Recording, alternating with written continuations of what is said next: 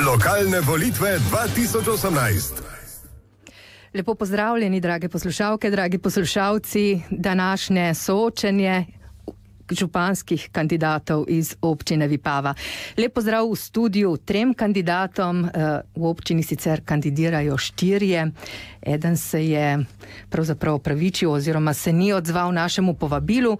Pozdravljam pa gospoda Joška Andlovica, ki ga kandidira SDS, torej Slovenska demokratska stranka, pa gospa Nataša Nardin, ki je neodvisna kandidatka. Pozdravljeni. Lepo pozdravljeni. In gospod Goran Kodelja, ki je prav tako kandidat neodvisne skupine volivcev. Podporo pa ima tudi 2 strank, torej Nove Slovenije in SMC. Pozdravljeni. Dobar dan. Najprej vam dajemo, dragi kandidati občine Vipava, 30 sekund, da nam poveste nekaj o sebi. Seveda pa vas sprašujemo tako, kot ste tudi na kandidatni listi oziroma boste na volitvah na kandidatni listi napisani. Najprej gospod Andlovic. Ja, pozdravljeni še enkrat. Sem Joško Andlovic, prihajam iz Gradišča pri Vipavi. Po poklicu sem gostinsko-turistični tehnik, sem oče 2 sinov, prihajam iz znane vinarske družine in zdaj sem tudi zadnje 4 leta že aktualni podžupan in zadnjih 8 let občinski svetnik. Hvala lepa, gospa Nataša Nardin. Lepo pozdravljeni še enkrat, sem Nataša Nardin, od rojstva Vipavka, mama 4 otrok, 2 študentov in 2 osnovnošolcev. Sicer pa ves čas delujem v tej naši skupnosti na različnih področjih, tako kulturnem kot podporno v športnem in seveda kot pobudnica mnogih dobrodelnih akcij v okviru osnovne šole Draga Bajca Vipava, kjer sem že celo vrsto let predsednica sveta staršev in članica sveta šole. Hvala lepa, gospod Nardinovi. In še gospod Goran Kodelja, izvolite.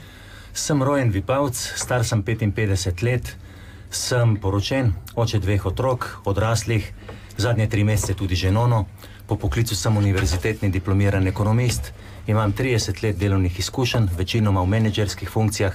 Zadnjih 13 let sem delal kot generalni direktor skupine Lisca, ki deluje na evropskih trgih, in odločil sem se za župana zato, ker verjamem, da lahko z mojim županovanjem bistveno hitreje izkoristimo potencial, ki ga občina ima. Hvala lepa za vaše predstavitve. Zdaj pa bomo tako, da malce razbijemo to začetno zadrego, vam ponudili nekaj vprašanj in majhen kviz se bomo šli, torej da boste povedali, upam, da poznate vsi odgovore, vprašanja niso težka. Izvolite. Kdo prvi? Nataša Nardin najprej.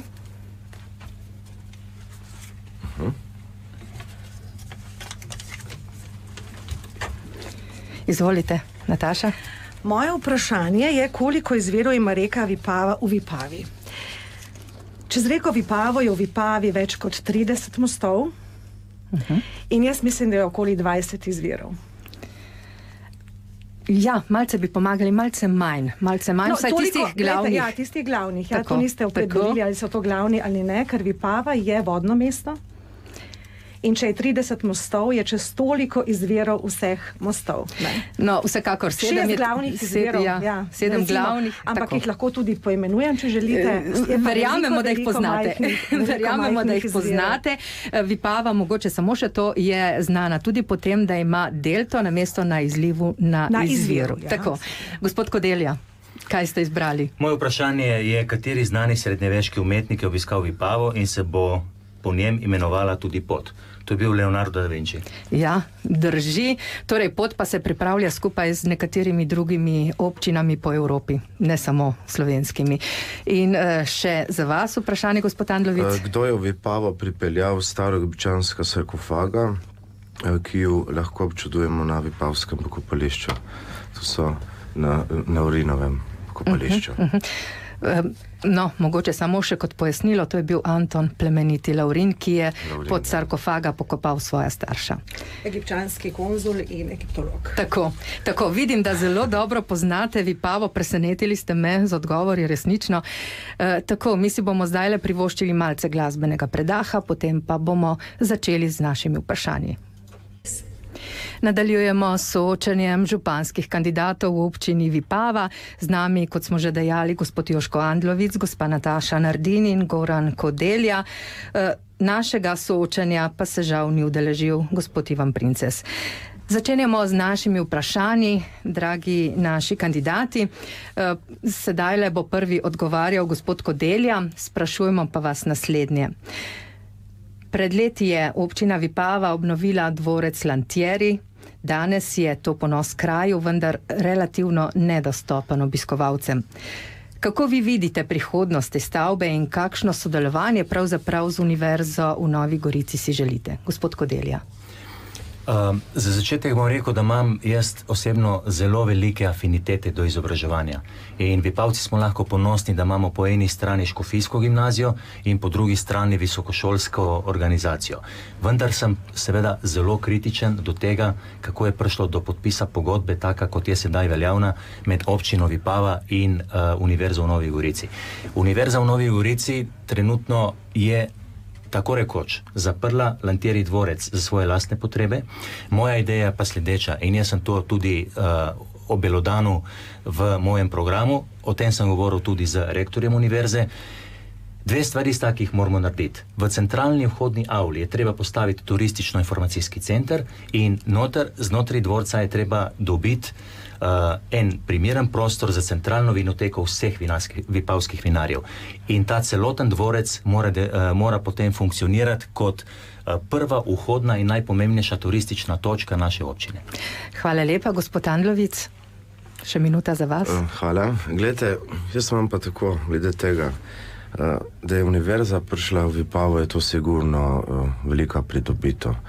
Zdaj, ta krč, ki je nastal, bi lahko temu tako rekli, komunikacijski, glede tega, da se premalo dogaja, bodi si kulturnih prireditev, bodi si razstav ali karkoli podobnega, je pa za odpraviti normalno, ampak to bomo odpravili z nekim normalnim dialogom in pogovorom. Hvala.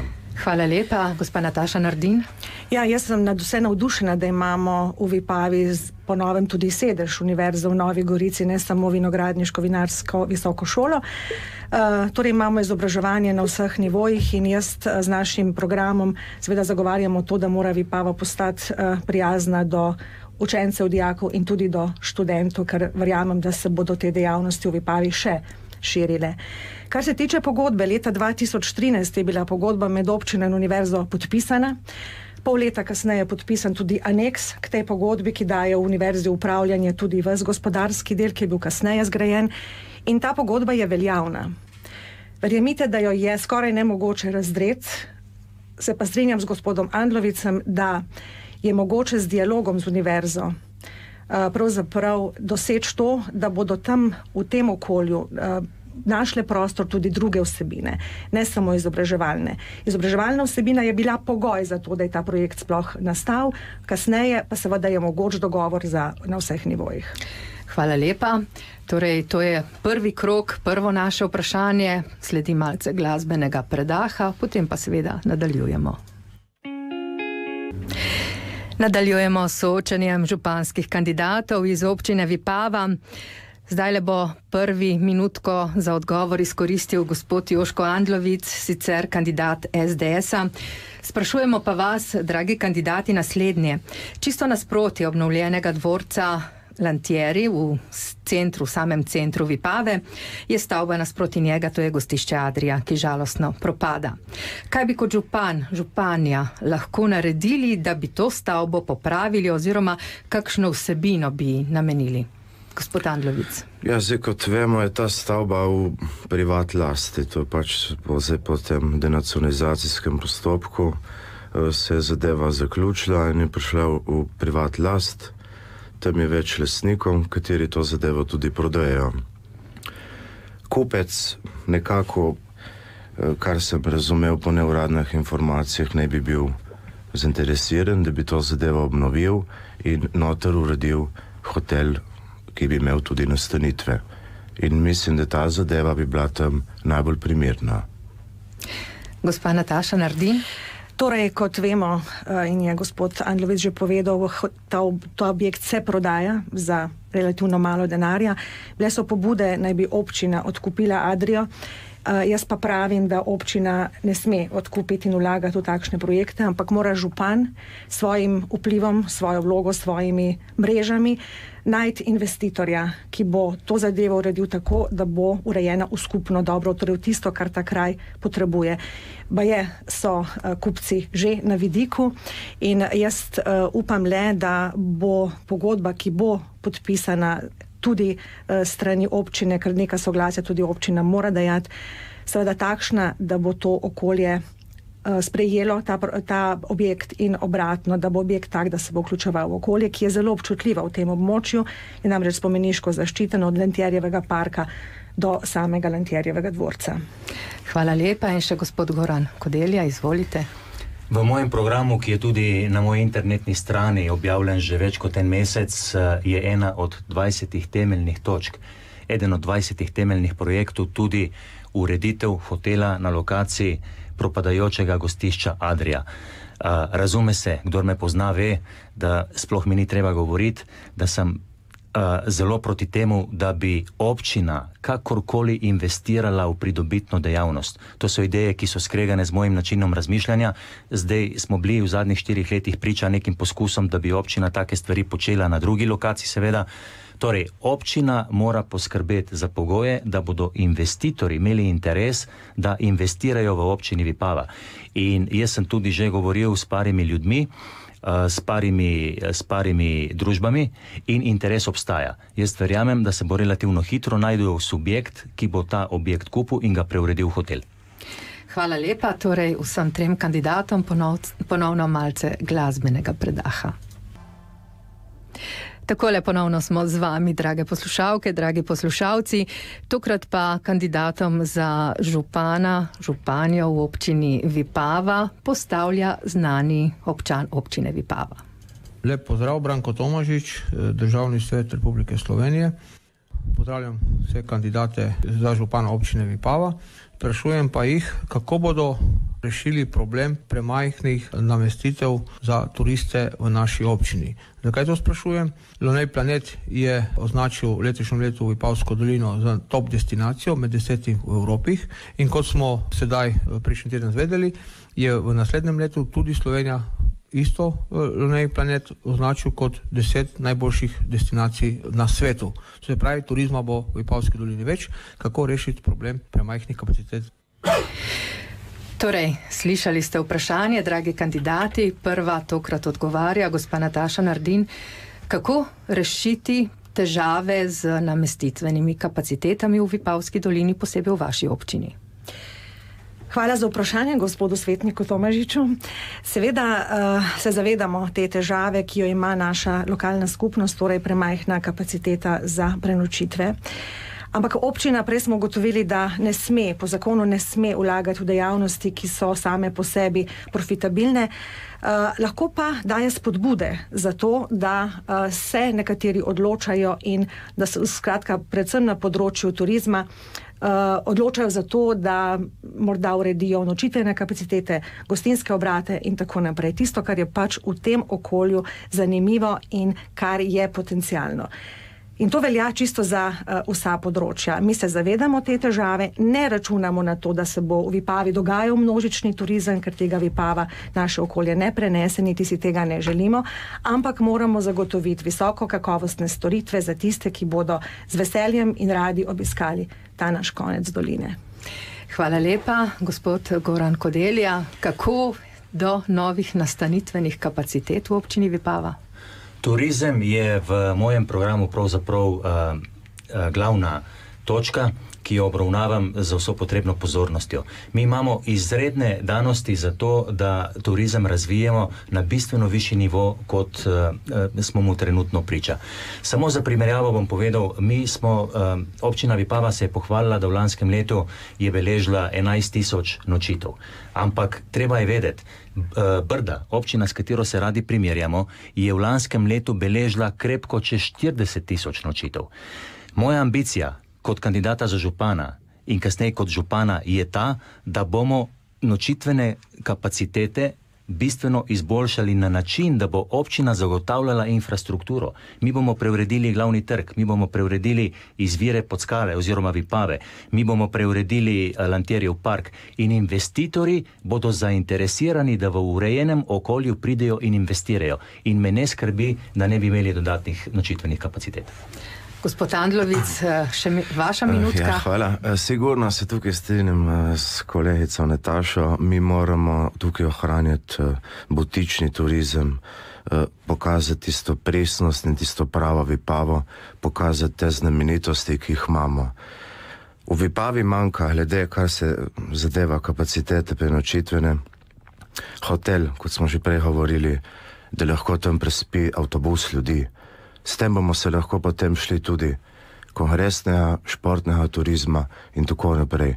Kako pa to zdaj spodbujati?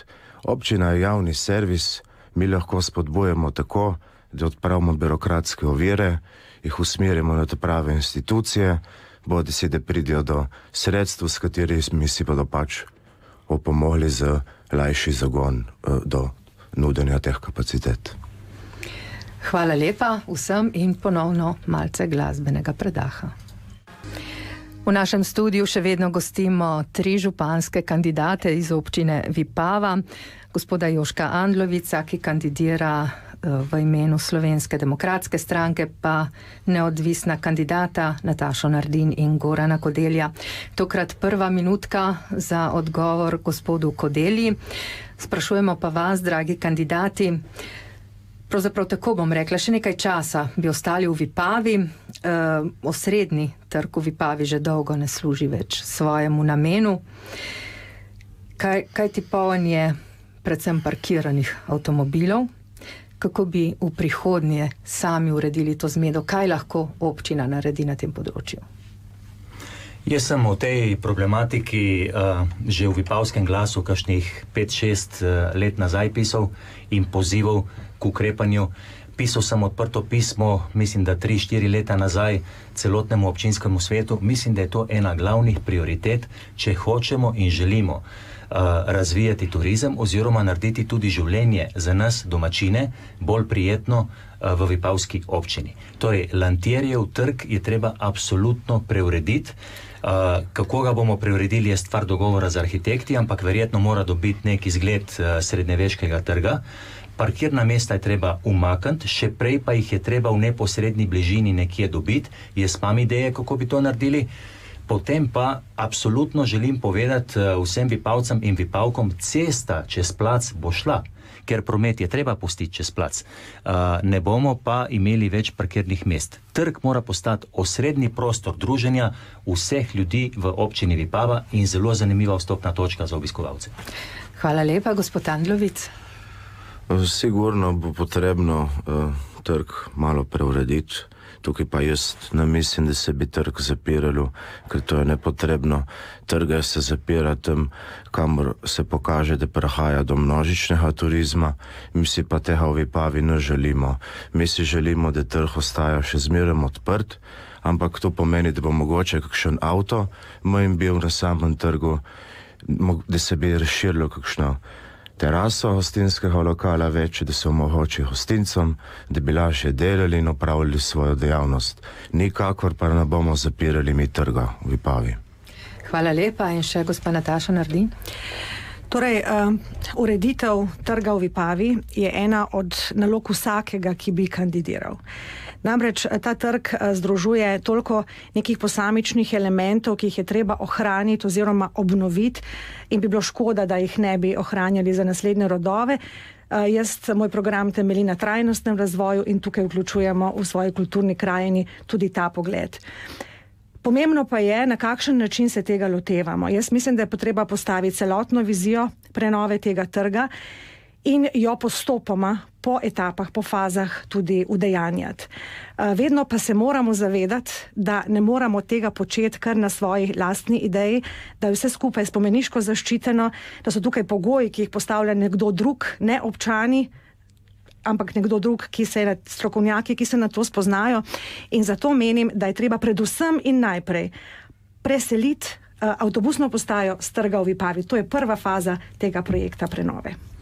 Hvala lepa. Torej, zdaj le bomo zapustili Vipavo za nekaj glasbenega predaha, potem pa bomo odšli še malce v okolico Vipave. Zadnje vprašanje, dragi županski kandidati in kandidatka občine Vipava danes v tejle naši oddaji, v temle našem soočanju.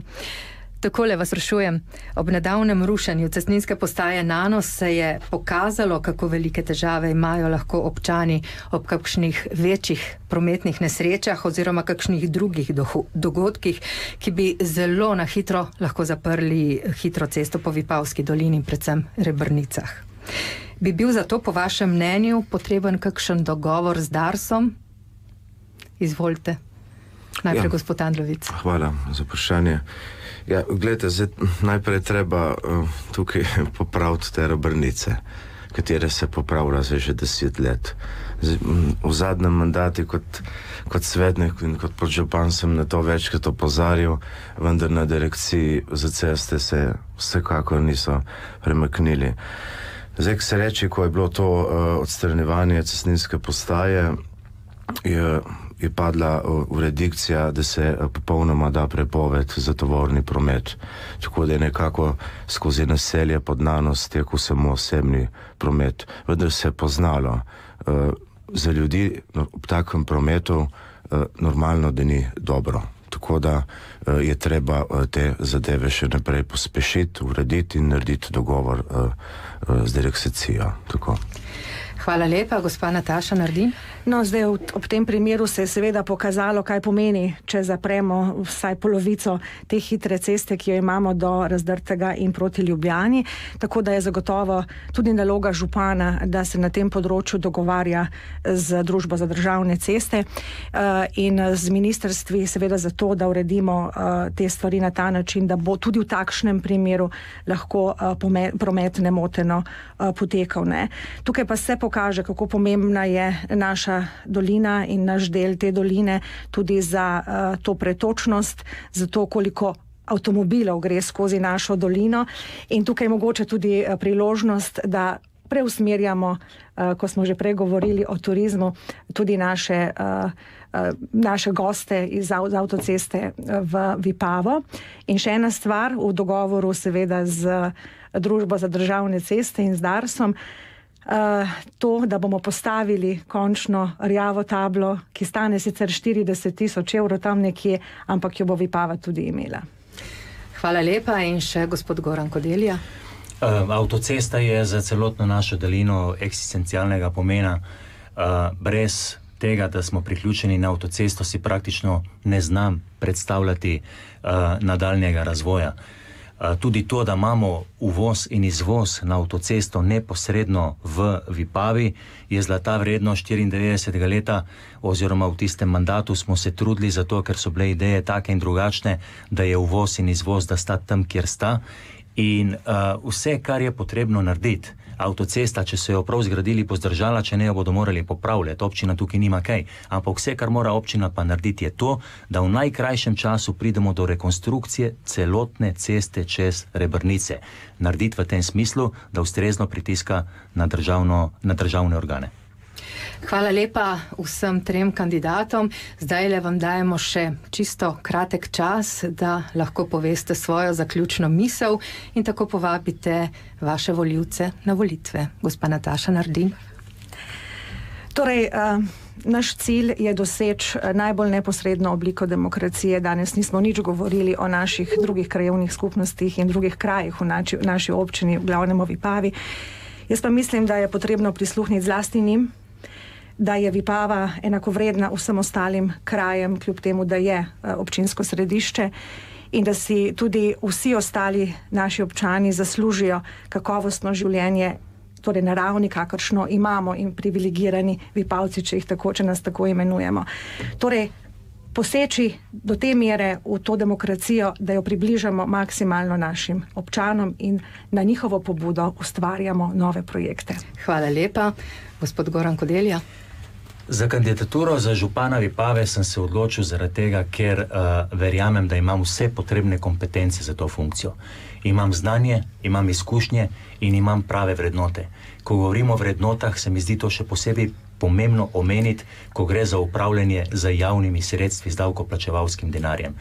Občino bom vodil kot dober gospodar, transparentno in učinkovito. Vabim vas, da v nedeljo 18. novembra pridete na volišča, da date svoj glas za Gorana Kodeljo. Vaš glas zame je glas za prijetnejše bivanje v naši občini Vipava. Hvala. Hvala lepa. In še gospod Joško Andlovic. Jaz pravim tako, čas je, da Vipavo postavimo nazaj na ta pravi evropski zemljevid, da jo naredimo, da bo to pravi biser, da bodo turisti in domačini sobivali v tem pravem sožitju, da bodo ponudniki naši dovolj zaslužili, da bodo boljše živeli. In zato pravim, da je čas za nov zagon. Hvala lepa vsem še enkrat za obisk v našem studiu. Naj še enkrat povemo, drage poslušalke, dragi poslušalci, da smo povabili tudi tistega, ki bo pod zaporedno številko 4 napisan na kandidatnih listah. To je sedanji župan, gospod Ivan Princes, ki je prav tako neodvisni kandidat, vendar se našemu vabilu ni odzval. Naj vam povem tudi to, da lahko današnjo oddajo še enkrat slišite v ponovitvi na Radiu Robin danes ob 19. uri. Posnetek pa si lahko na spletni strani robin.si lahko ogledate in slišite, kadarkoli želite, seveda od današnjega dneva popovdne. Jutri ob isti uri pa bomo soočili vseh 5 kandidatov občine Renče - Vogrsko, občine, ki bo zagotovo dobila novega župana. Lokalne volitve 2018.